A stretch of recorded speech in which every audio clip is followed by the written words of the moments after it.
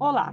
Um projeto de decreto legislativo em análise na Câmara propõe a revogação de uma portaria da Agência Nacional de Transportes Terrestres. Essa portaria da ANTT enumera hipóteses de infrações que caracterizam o transporte clandestino, o que era definido numa resolução de 2014. O deputado Rodrigo Coelho, do Podemos de Santa Catarina, vai participar com a gente desse Palavra Aberta e é o relator da proposta. Seja bem-vindo, deputado.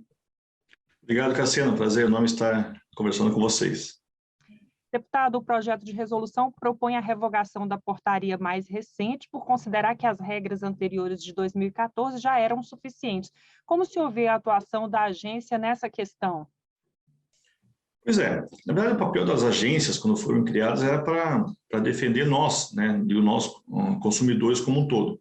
A gente observa algumas agências, né, e no caso específico agora a NTT, que já tinha súmulas, inclusive, né, a súmula 11 regulamentava o assunto, e outras duas portarias que tratavam da questão da apreensão ou não, né, de veículos, no caso dos fretadores.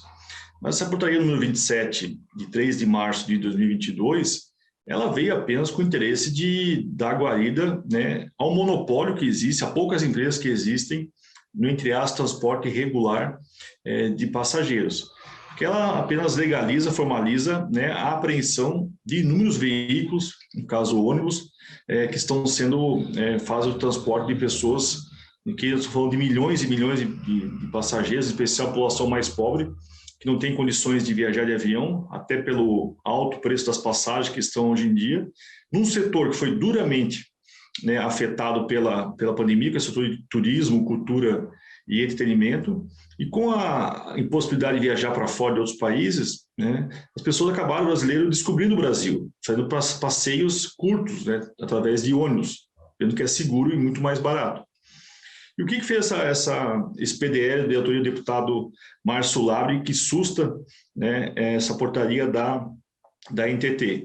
Para que, nesse momento mais urgente que tem, que é a retomada econômica, milhares de veículos estão sendo apreendidos, inclusive com denúncias de quando vai a apreensão aos fiscais, já tem um ônibus de uma empresa regular já esperando para transportar esses passageiros para outro local, né, e dando multas altíssimas e enquadrando esse pessoal dos fretadores, no caso, como se fossem clandestinos, que não é o caso. Eles têm um registro da NTT, são trabalhadores, são pais de família que fazem o trabalho corretamente e que estão sendo de um modo ilegal. Então, o objetivo desse PDL, eu tenho o deputado Márcio Labre, é apenas dar, né, garantir a ilegalidade dessa portaria feita pela NTT, que não foi discutida com ninguém, foi feita de cima para baixo, inclusive, repetindo, contrariando portarias da própria NTT e súmula número 11, no caso do próprio colegiado da agência. Então, é urgente que esse PDL seja aprovado, já foi lido o relatório na última sessão da Comissão de Viação e Transporte, e deve ser votado, né, nas próximas reuniões, inclusive talvez essa semana que vem, para que de modo imediato seja revogada essa portaria e dê a garantia de trabalho a esses milhares e milhares de motoristas de ônibus Brasil afora. Então, deputado, essa portaria interfere nos negócios dos aplicativos especializados em viagens por fretamento, não é isso? Perfeito. Assim como aconteceu na época, né, dos taxistas com o motorista de aplicativo, mais especificamente aqui citando o caso do Uber, né, e agora com o transporte de ônibus, que no caso a mais conhecida é o Bus, aqueles ônibus coloridos, né, que ninguém está fazendo propaganda de nenhuma empresa, que são iniciativas de aplicativo que existem, né, e esses motoristas ficavam limitados, né, ao transporte e à divulgação de um modo muito difícil, arcaico, e com esse aplicativo facilitou a vida deles. E aqui entrou em jogo uma outra discussão, né, que não é o caso objeto desse PDL, dessa portaria, mas que também é um dos argumentos usados pelos fiscais da NTT para aplicar essas multas, que é o caso do circuito fechado. O que é o circuito fechado? Vou aqui citar um exemplo. Vamos pegar do meu estado aqui, Santa Catarina, né, vamos supor que saia um grupo de passageiros, 30, né, vão pegar um cruzeiro lá em Santos. Né, sai 30 passageiros, normalmente essas viagens de cruzeiros na costa brasileira, por exemplo, duram uma semana. Então, no sábado sai um grupo, né, domingo já vem outro. Né?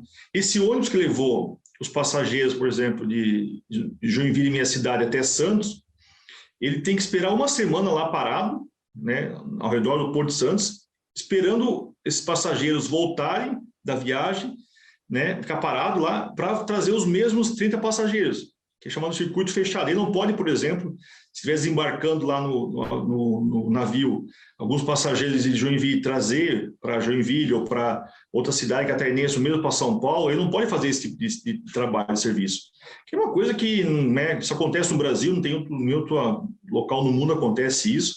Fere a recente lei aprovada por essa legislatura da liberdade econômica, fere o princípio da livre iniciativa, né, e você imagina só o ônibus ficar parado lá uma semana para trazer de volta, né, esse passageiro. Então, é uma coisa que não tem cabimento algum, né, esse do circuito fechado, que com a criação desse aplicativo facilitou muito, né, o ir e vir das pessoas, até baixando, inclusive, o preço das passagens.